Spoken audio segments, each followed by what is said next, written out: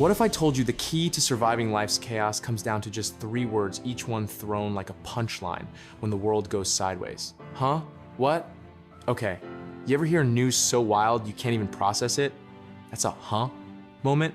My dad comes home bleeding, saying someone hacked him up with an axe. And I'm like, did you say axe or tax? Because either way, I'm floored. But then there's always more. When you hear something so crazy, your mind skips straight to what? As in, what the hell did you just say? Because now the story's doubled in madness. And finally, when you realize arguing's pointless and you just gotta accept it, you get to, okay, that's my life's rhythm. Huh, what? Okay. It's like emotional shock absorbers.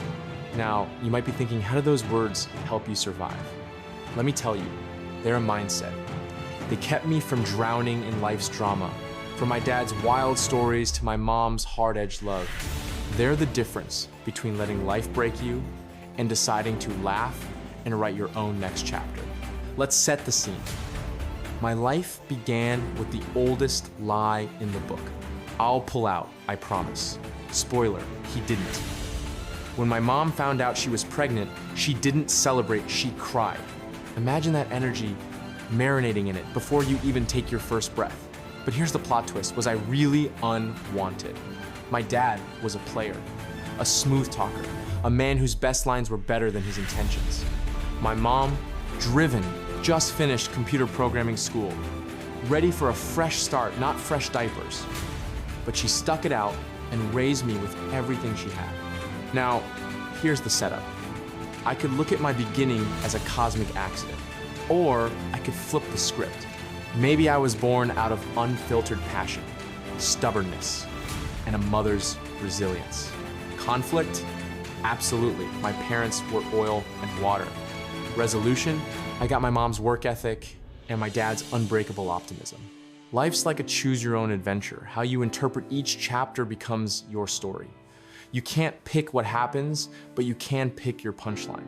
So, audience, when life hands you a backstory that stings, what story do you want to tell? Here's a story. My dad was the king of casual chaos. I never got a sit-down, gentle, heart-to-heart. Nope. One day he pops up, you got a brother your age. Say hi, he's over there on the corner. Or, I'm leaving the house. Me and your mom ain't together no more. How's a kid supposed to process that? I'll tell you, with the fastest shoulder shrug in Philly. My secret weapon, emotional resilience. I could take a blow, feel the sting, and let it roll right off. Now, you might think, doesn't that make you numb? But no, it made me nimble.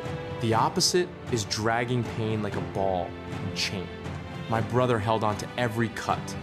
I learned to let go. It's like the psychological concept of emotional regulation, but in my house, it happened in real time, with knives flying and parents shouting. That's my gift. When life hits you with another left hook, ask yourself, can you shrug it off, or are you letting it weigh you down? Let me paint you a picture. Being with my dad was an extreme sport. 1 minute, we're in a motorboat. I'm 8, never driven a thing. He hands me the tiller. Go ahead, Kev. I crash us straight into another boat. Did he scream? Nope. Just, damn it, boy, you done did this one bad. Every adventure with him was a test in survival, and not just on water. Once, a gang jumps him while we're walking. Between punches, he tells us, go home, I'll be fine. Then there's the time he sicks his attack dog, Fats, on us because he lost at basketball. This wasn't standard parenting, it was like living in an improv class with real consequences. The technical term? Risk exposure. My dad was the PhD of unpredictability. Resolution? I could have been bitter, but I chose laughter, gratitude, and let's be honest, a healthy respect for fences. Have you ever had to outrun your own dad's pit bull just to learn an emotional lesson? Now, if dad taught me chaos, mom taught me control. 4'10", afro tight, smile fierce. My mother was tougher than any gang. We lived in a tiny North Philly apartment where the only thing more persistent than her discipline was her duct tape laid sticky side up to catch roaches. Her strategy? Eliminate free time Eliminate trouble. That's behavioral conditioning, folks. She had my schedule locked down tighter than a NASA launch sequence. School, basketball, swim practice, homework, church repeat. No room for gangs, drugs, or independent thought. Conflict? I hated it. I envied the neglected kids. Resolution? Turns out she was raising me for a world that demanded hustle. Waiting in the cold for buses, shopping with military precision, she was forging my endurance. It wasn't love you see on TV, but it was armor for life. So, let me ask, has tough love ever pushed you to become more than you thought you could? Here's a middle school movie. I'm 5'4", getting bullied by a kid with a cast. My brother's advice, never let nobody pick on you. So one day, I snap, I punch the bully, smash his cast on the wall, and get suspended. Conflict resolved. Or is it? My mom, the queen of paradox, says, you should always stand up to bullies, but fighting can't be your first move. That's cognitive dissonance, right? Defend yourself, but don't use violence. Resolution comes in the next fight this time. I try logic, humor, even self-deprecation to break the cycle. Sometimes it works, sometimes I get beat up anyway. But the lesson stuck. You matter. Don't let anyone strip away your worth, but if you can, win them over with words before fists. Audience, think about this. When you're pushed, do you go for the punch, or do you try to change the game? All right, audience, let's talk about a classic test of childhood. Wanting freedom from rules. I begged my mom to let me go to an amusement park with a friend. She said no. So I did the unthinkable, demanded to live with my dad instead. She didn't argue, she packed my bag and dropped me off. Suddenly, I'm in a South Philly apartment where the only thing organized is the chaos. Dogs, rats, people, smoke, no dinner, no hot water. One night, and I'm calling my mom, begging to come home. Here's the moral. It's easy to resent structure until you've lived in anarchy. That's the difference between entropy, total disorder, and order, a system with rules. I learned to see the gifts hiding in my mom's restrictions. Stability, safety, even love.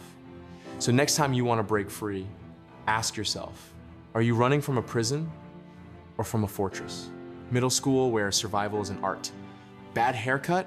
That was me, bowl cut by mom, looking like a Lego gone rogue. Did I let it ruin me? No, I bartered for grades. Get me a real haircut if I get B's. First pro cut, and suddenly, girls notice. But then, the hair grows out, the bowl returns, and I'm back to square one. Solution? Creative subterfuge. When the cool kids wanted proof of maturity, I faked pubic hair with strands from my head. When that didn't work, I tried wearing big shoes to suggest, well, you know, this is what behavioral economists call signaling projecting value with whatever signals you've got, even if it's borrowed, faked, or totally made up. Resolution? I never became the most popular, but I learned to hustle, adapt, and use whatever leverage I had: grades, charm, even a homemade boy band. Audience, when you're losing the game, how do you change the rules? Final act, let's zoom out. My story's got every flavor of pain being unwanted. Living on duct tape, dodging flying knives and pit bulls, getting beat in public, robbed by family, grounded for months. But here's what I realized. Every chapter is a fork in the road. The technical term, locus of control. The belief that you can choose your response, even if you can't choose your circumstances. Resolution, I stopped seeing myself as a victim and started seeing the comedy and the tragedy, the grind as preparation, the restrictions as training, the chaos as material. I've made a lot of left turns, but when I look back, the rights, the moments I chose, gratitude, chose to laugh, those wrote the story that got me here. So what's your next chapter? Will it be written in resentment or in resilience?